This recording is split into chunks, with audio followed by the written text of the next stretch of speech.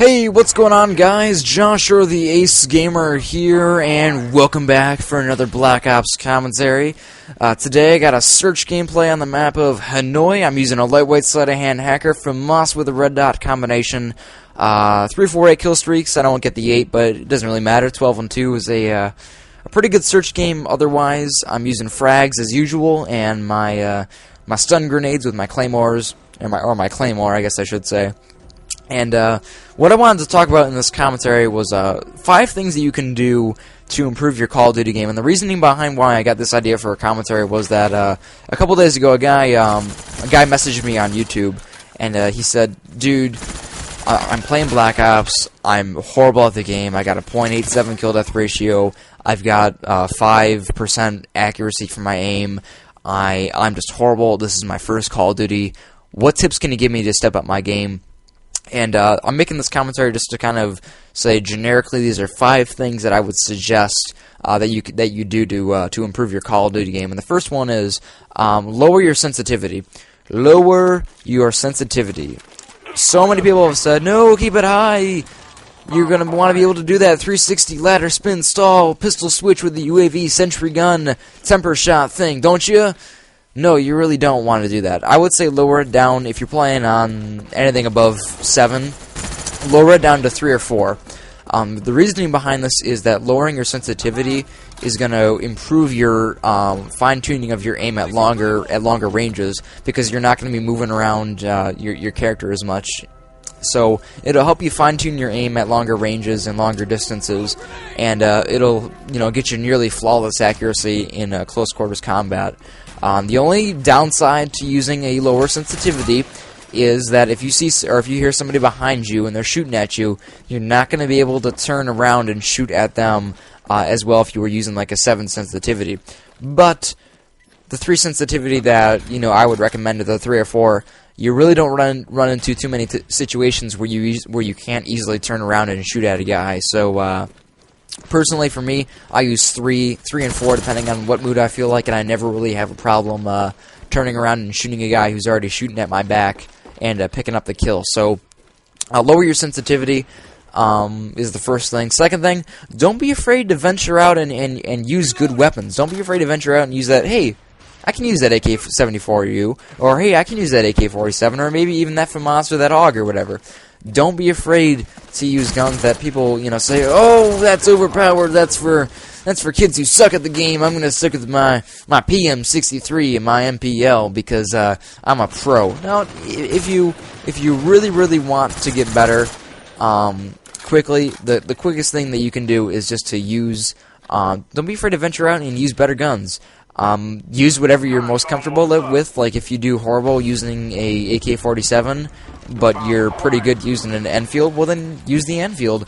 But generically, most of the time, you're going to be doing better with that AK-47 over that Enfield. So use whatever you're most comfortable or confident with. But don't be afraid to venture out and try some new weapons. Try some different stuff. There's a lot of weapons out there that you can use. Obviously, I wouldn't use the shotguns or the light machine guns or the sniper rifles or anything. I assume anybody who may be looking in this commentary, like, hey, what can I do, is probably talking about submachine guns and assault rifles. And I tried to kill that guy through the wall there, but that didn't work out too well. But don't be afraid to venture out and use different guns, use good guns, whatever. But use what's best for you. Experiment with different perk combinations. Don't run with Ghost all the time. Don't necessarily use Sleight of Hand all the time. Experiment with different stuff that works for you. Like I usually use Lightweight Sleight of Hand and Ninja or Hacker for my classes, and it's a really good all-round, all-purpose class. And I had one of my friends come up to me the other day and be like, "Hey, dude, what's up with you using Lightweight Sleight of Hand Ninja? That's like one of the weirdest perk combinations I've ever heard of." And I was like, "Well, I went around and I experimented with some different stuff, and that surprisingly was a pretty good perk combination that I found, and I'm going to use it." So, experiment around a little bit. Maybe you like a class that's got like Hardline, Hardened, and Hacker or something like that, or Flak Jacket, Steady Aim, and Tactical Mask. I don't know what you might like, but again, just the same as there's a lot of guns, there's a lot of perks. There's a lot of perk combinations too. So don't be afraid to experiment a little bit. Find what works best for you, and stick with that. Don't be, inclined to play a playstyle that you're not comfortable with, or use something that you're not really, good with. And the same thing goes for attachments. Don't be afraid to venture out with attachments.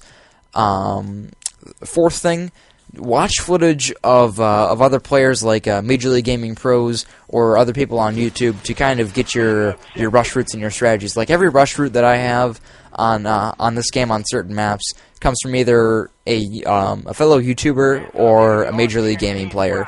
Don't be afraid to take some tactics from a certain person or a certain group of people. So it really doesn't matter. But use every advantage that you have. Watch footage of different people and how they play, and take some ideas. Don't be afraid to mix up your tactics a little bit, mix up your strategies, mix up your rush route, experiment a little bit, as I said. But watch footage of people who are Major League Gaming pros or are really good Call of Duty players on YouTube, because that'll probably help you out the most. So take some of their strategies, because obviously they're doing something right. I mean, they're either a pro player or they're a really good player on YouTube, so they gotta be doing something right.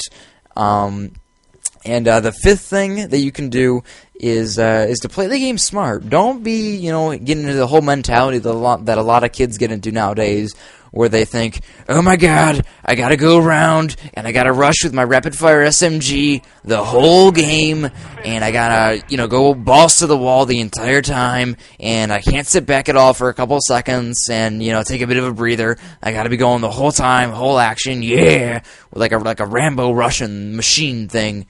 Don't get into that mentality. Like right here, as you can see, I sat back and I let the two guys come to me, and guess what happens? Round win. Quite easily, actually. Hid behind the doorway.